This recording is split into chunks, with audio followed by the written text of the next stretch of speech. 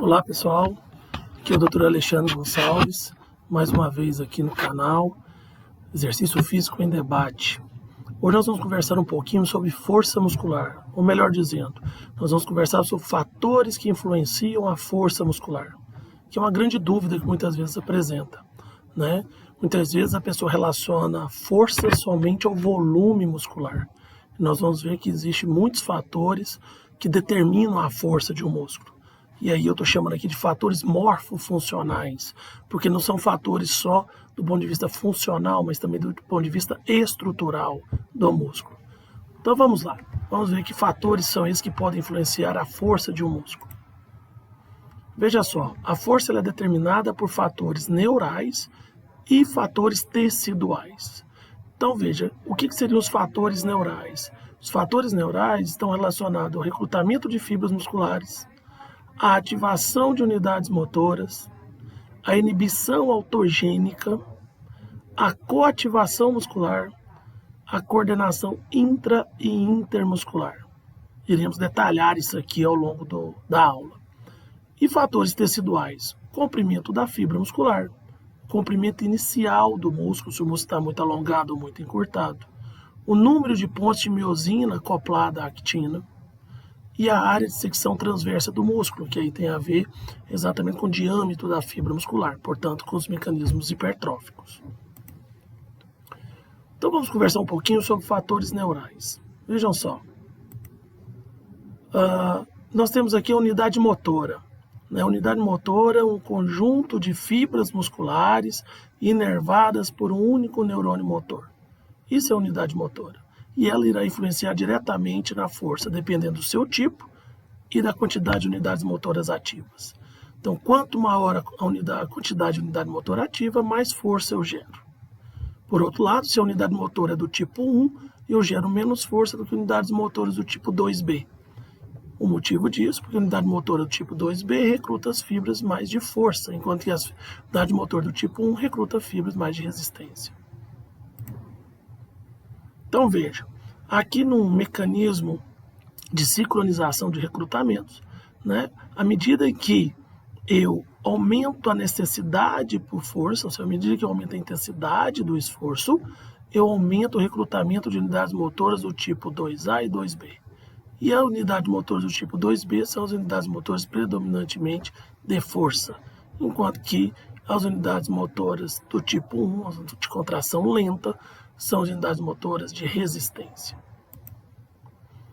Um outro fator é a frequência de disparo dessas unidades motoras. Então veja, nessa imagem aqui nós vemos o seguinte, aqui você tem uma frequência de disparo levando a esse pico de tensão. Veja o que aconteceu nessa segunda imagem. A frequência de disparo diminuiu. Então, ficou mais espaçada. Então, eu tive o estímulo neural chegando no músculo de maneira mais espaçada. E eu diminuí a tensão. E quando o estímulo neural agora está mais espaçado ainda, com um intervalo de disparo mais longo, a tensão é menor. Nós poderíamos dizer que aqui é um músculo jovem, um músculo bem treinado, enquanto que esse último aqui é um músculo de idoso, principalmente idoso sedentário. É um dos motivos que leva o idoso a ter diminuição da força. Você diminui o disparo dessas unidades motoras.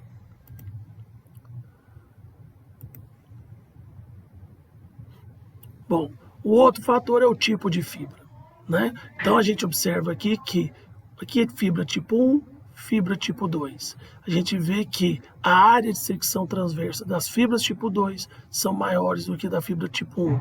Logo, fibra tipo 2 gera mais força do que fibra tipo 1. O motivo disso, né, nós vamos ter aqui maior acoplamento de pontes de miosina na actina. Então você tem aí um músculo que tem um tipo de fibra que você tem mais pontes de miosina acoplada na actina por área transversa. Por quê? Porque as fibras do tipo 2 têm mais volume, são aquelas fibras mais propícias à hipertrofia do que a fibra tipo 1. Então você tem mais fibras, mais pontes de miosina, chamadas pontes cruzadas, conectadas na actina por área de secção transversa. Um outro fator neural agora é a cocontração. O que seria isso? A cocontração, você tem uma contração forte e rápida do músculo agonista. Isso leva uma precisão na execução do movimento e os sujeitos destreinados no movimento têm uma menor cocontração. Resultado, isso causa você tem uma inibição recíproca do agonista, resultando da diminuição da atividade elétrica do músculo, expressa aqui pela eletromiografia. Então você tem um disparo de unidade motor menor, gerando menos força. Então, esse caso aqui, quando você faz um movimento com o agonista, você acaba ativando o antagonista, o que vai promover um freio. Em sujeito destreinado, você tem muita ativação desses antagonistas, quando você tem uma contração forte e rápida do agonista. E isso faz você diminuir força. Um outro fator é a coordenação intramuscular. Então, você tem um aumento da frequência de disparo das unidades motoras, você acaba tendo um aumento do recrutamento de unidades motoras também. Então, aumento da frequência de disparo com aumento do recrutamento de unidades motoras, isso vai levar ao aumento de força. O outro fator seria a inibição autogênica, ou seja, quando você promove uma tensão do músculo, você corre o risco dele ser inibido, uma vez que você pode atingir o limiar de excitação dos órgãos tendinosos de Golgi. Isso vai fazer com que a fibra muscular seja inibida a contração e você relaxe o músculo. Então, nesse caso aqui, você promove uma inibição autogênica e isso levará um aumento da força, porque o músculo vai suportar uma tensão maior.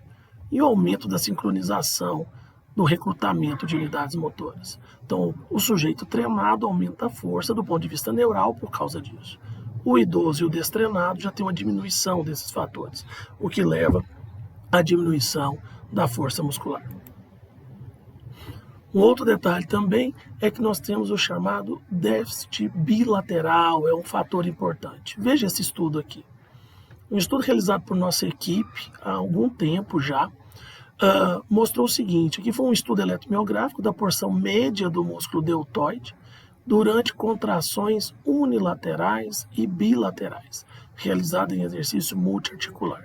Então nós pegamos aqui e utilizamos um exercício de desenvolvimento multiarticular, né, no aparelho articulado e vamos ver como que estava a atividade do deltoide nesse movimento. A primeira coisa que a gente observou foi o seguinte, olha, um músculo dominante bilateral, quando executado bilateralmente, e o músculo dominante unilateralmente. A gente já viu que quando você executa um exercício unilateral, você tem maior ativação do músculo.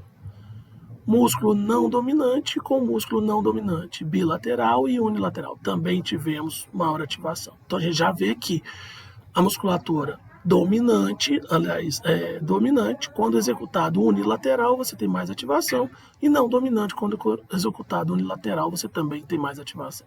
Então, exercícios unilaterais, obviamente, ativam mais o músculo. Entretanto, quando a gente compara o membro não dominante com o membro dominante, a gente vê que a atividade elétrica no não dominante foi maior, né? Isso mostrando que o fato de você utilizar menos aquele lado do corpo acaba fazendo com que esse músculo precise ser mais ativado para gerar a mesma força do lado dominante. E aí você passa a ter um lado dominante com mais economia de energia na execução.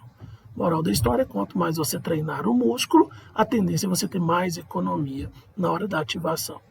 E, pensando em esporte de alto rendimento, você diminuir esse déficit bilateral é fundamental para que você tenha aí um atleta com características de força, tanto do membro dominante como do membro não dominante, mais próximo de se igualar, né? E aí ele consegue utilizar 2 braços, 2 pernas de maneira mais eficiente. Bom, esses são os fatores neurais. E quais seriam os fatores teciduais? Veja. Primeiro, a geração de força e a velocidade do músculo, né? Aqui, quando você tem músculos cujas fibras são longas, você gera mais força, gera mais velocidade e menos força. Músculos como o quadríceps, no caso aqui o reto femoral, cujas fibras são curtas, você gera mais força e menos velocidade, ok? Então, fibras longas, mais velocidade e menos força, é o caso posterior de coxa. Fibras curtas, mais força e menos velocidade. Outra questão aqui é a área de secção transversa. Veja, músculos cuja área de secção transversa são maiores, você gera mais força do que músculos cuja área de secção transversa são menores. Logo, hipertrofiar o músculo, você ganha força também, né? À medida que você hipertrofia o músculo. Um outro fator importante, né, é o comprimento do músculo, não da fibra, mas o comprimento inicial do músculo. E aí a gente publicou um artigo também, há um tempo atrás, em que nós vimos a influência do alongamento sobre a força muscular. E aí, por que o alongamento influencia a força? Agora, quando eu falo do alongamento aqui, eu estou falando do flexionamento colocado pelo Stélio Dantas. É aquele alongamento além da amplitude articular. É um treinamento de flexibilidade. E não esse alongamento até a amplitude de movimento que a maioria faz. Portanto, um alongamento excessivo poderá influenciar na força. Irá provocar diminuição de força. Por quê? Porque veja esse gráfico clássico encontrado em todos os livros de fisiologia do exercício aí, né? Se você tem um músculo muito encurtado, você tem sobreposição de actinas, com dificuldade do acoplamento ótimo das pontes de miosina na actina. Por outro lado, se você tem um músculo muito alongado, você também tem dificuldade de gerar força, porque você também terá uma dificuldade de acoplamento da miosina na actina, já que terão pontes de miosina que não terão local para se acoplar, já que esse espaço entre as actinas, chamado de linha H, está mais ampliado devido ao alongamento. Daí você ter perda de força. Então existe um tamanho ótimo do músculo, veja aqui, onde as moléculas de miosina estão totalmente acopladas nas moléculas de actina. Isso é em torno de 100 a 120% do tamanho inicial do músculo. Esse seria o ponto principal. Por que o alongamento diminui força? Porque você vai ter essa falha mecânica. Você vai prejudicar o acoplamento da miosina na molécula de actina. Um estudo clássico feito em 2005 pelo Knudson e Noftal, né, com os flexores do carpo, observou-se o seguinte, ó. No grupo controle, em que não foi feito alongamento, a força se manteve ao longo de todo um período. Por outro lado, o grupo experimental submetido ao alongamento, a partir de aproximadamente 40 segundos de alongamento, a força caiu. Então aqui já nos mostra que o alongamento para influenciar a força é aquele alongamento duradouro e intenso. E em torno de 30 a 40 segundos, submetido o músculo ao alongamento, ele vai perder força na sua sequência. Por quanto tempo essa força permanece declinada, isso a gente ainda não sabe. Aqui mostrando, né, a evolução da força à medida em que o tempo de treino passa. Então você tem aqui, ó, semanas de treino, 8, 12, 24, 60 semanas. E obviamente que à medida que as semanas passam, o tamanho da fibra também vai aumentando. E à medida que aumenta a área de secção transversa do músculo, a gente observa aqui um aumento da força muscular. Vai chegar uma hora que nós vamos ter um platô, né? Já que esse músculo não consegue mais crescer. Bom, e aí nós temos diversas adaptações, uma adaptação bem interessante, que é a curva força-tempo, né, nas fases do treinamento. Naquela fase inicial de adaptação anatômica que a gente fala, né, você tem aqui um pico de força que demora aqui esse tempo para que ocorra esse pico. Entretanto, numa fase de hipertrofia, veja, tende a ficar mais lento a geração de força, porque você joga essa curva para a direita.